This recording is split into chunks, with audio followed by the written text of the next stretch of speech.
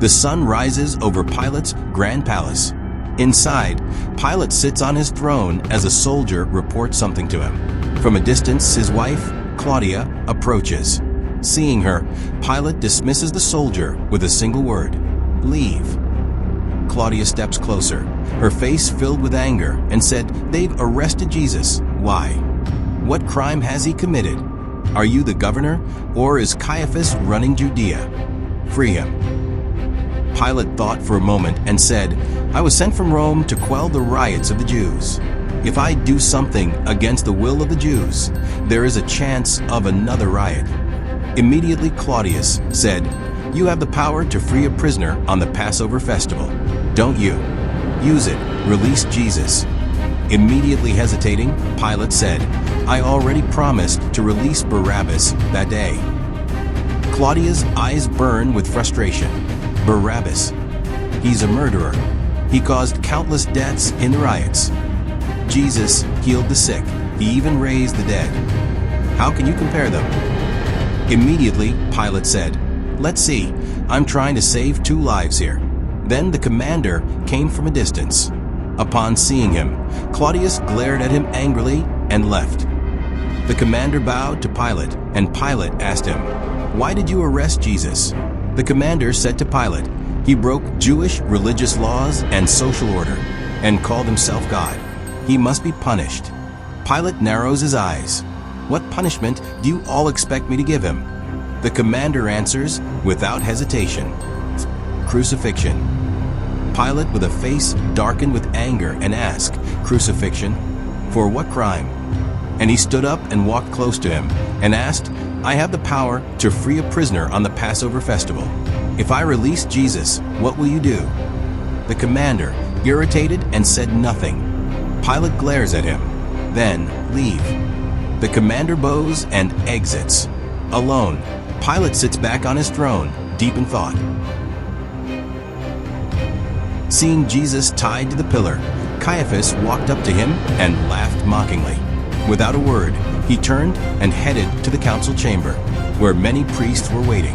Sitting in his seat of authority, Caiaphas looked at them and asked, "How are the people reacting to Jesus' arrest?"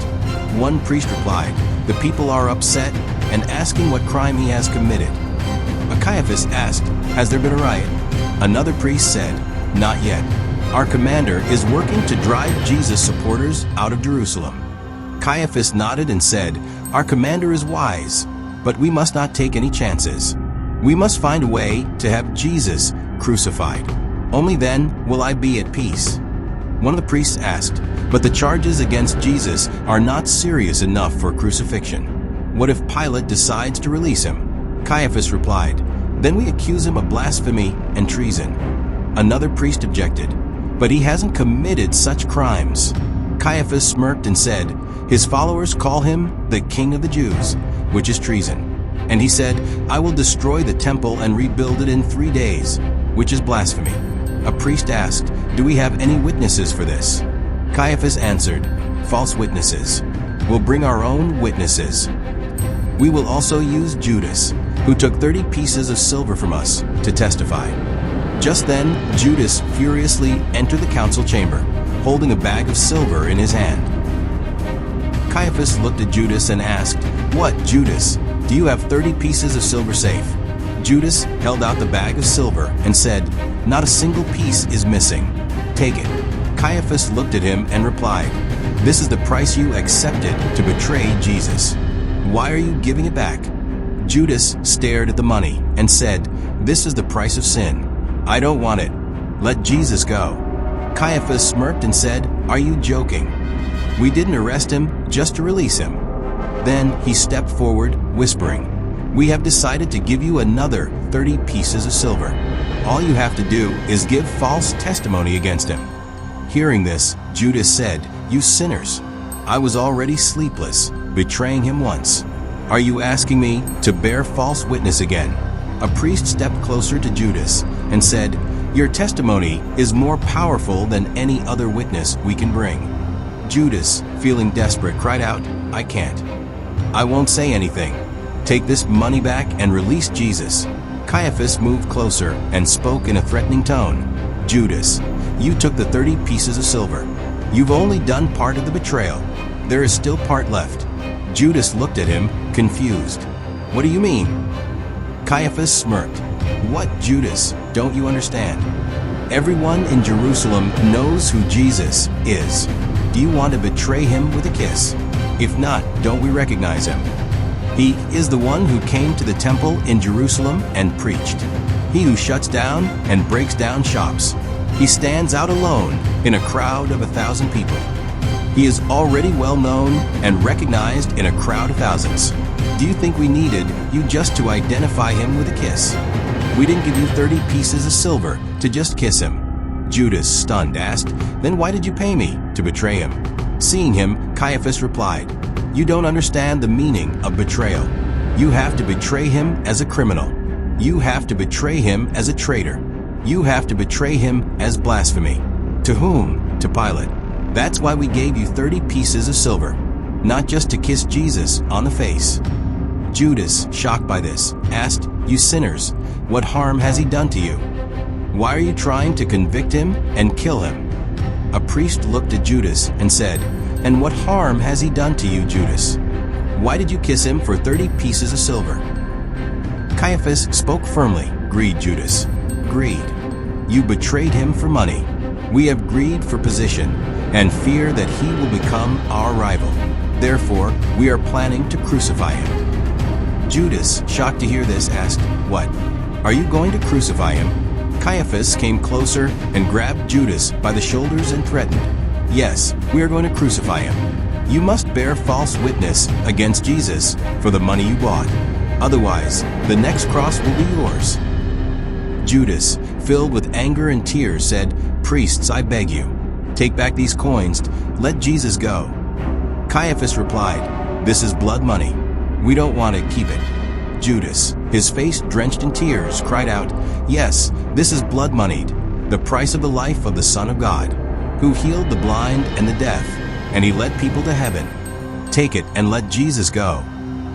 Caiaphas turned away and returned to his seat without touching the money. Judas then turned to another priest and pleaded, "Take it yourself." The priest, refusing to look at him, said, "No, this money smells of blood. Keep it to yourself." Judas, broken, collapsed against a pillar, sobbing, "Blood money. Isn't this blood money the price of the one who was born to save the world? It will always smell of blood, only blood." He suddenly stood up and ran to Caiaphas once more. "I don't want this money. Let Jesus go. Here, Caiaphas, take it," he cried, thrusting the silver toward him. Caiaphas laughed. Judas, burning with anger, glared at him and shouted, "You sinner, waiting to drink the blood of Jesus. Take this money." Caiaphas looked at him and said, "Judas, we are sinners, but you are the greatest sinner of all. You kissed him and stabbed him on the back. What you hold in your hand is the wage of your sin." Judas stared at the coins, his voice trembling.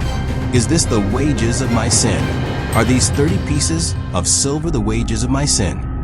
No, the wages of sin is death. My Jesus said that the wages of sin is death. Keep your silver." He threw the coins to the ground. One coin hit Caiaphas' face before falling. The rest scattered across the floor. Judas ran screaming, "The wages of sin is death. The wages of sin is death." Silence filled the room. Then a commander entered. As he stepped in, Judas, running in panic, bumped into him, fell to the ground, got up, and ran away again. The commander looked at him for a moment, then entered the council chamber. The room fell silent. Caiaphas turned to him. "Commander, is there something important?" The commander met his gaze. "Pilate has changed his mind about Jesus." Shocked, Caiaphas said, "What? Tell me everything." The commander said, "Pilate called me and asked why we arrested Jesus. I told him about the accusations and that the Jewish people and priests were angry with him. But Pilate said, he only teaches the people and heals the sick. I find no crime in him." Caiaphas, still in shock, asked, "And then?" "Pilate has the power to release a prisoner on the feast day. He asked me, what if I release Jesus instead? What will you do then?" Caiaphas, who thought cunningly, said, "Pilate has the authority to release someone on the feast day. We cannot interfere with that. It seems that all our plans will be ruined. What can we do?" Caiaphas stood up and walked with some deliberation. After some thought, he asked, "Commander, what if we demand that Pilate release Barabbas instead?" The other priests were shocked. The commander asked, "Are you saying we should release Barabbas instead of Jesus?" Caiaphas calmly said, "Yes, we have no other choice. Let's ask for Barabbas' release instead of Jesus." To this, a priest said, "How can we release Barabbas? Won't Pilate decide that?" Immediately Caiaphas angrily said, "We will demand it. Gather our supporters immediately. We need a large crowd to shout, 'Crucify Jesus, release Barabbas.' If the people demand it, Pilate will have no choice. Before the power of the people, the king can do nothing. Jesus must be crucified." Another priest hesitated. "This is like buying a trap for a price.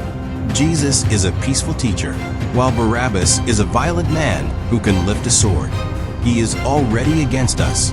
If we free him, won't we be putting ourselves in danger?" Immediately Caiaphas said, "You fools, what is Barabbas' request? A plot of land for a burial ground.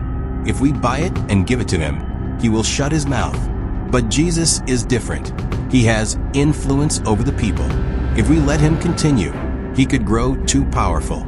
Soon, we'll have no power left. We must pluck up the poisonous plants in the bud, and if they grow, we must forget our pleasures and become his disciples. There can only be one high priest, and that is me, Caiaphas." The commander asked, "So you're saying we should buy land for Barabbas and release him?" "Exactly," Caiaphas confirmed. A priest questioned, "Why didn't we do this earlier?" Caiaphas replied, "The situation was different then. Now, who was our biggest threat, Jesus or Barabbas?" "It is Jesus." The commander asked, "Where will we get the money to buy the land?" Caiaphas looked at the silver coins scattered on the ground and said, "Here it is, Dad. These are the silver coins that Judas received for betraying Jesus. This is blood-stained money. We cannot keep it or use it for the temple. Use this money to buy a field. Since the land is bought with this blood-stained money, from now on, that place will be called the Field of Blood." The room fell silent.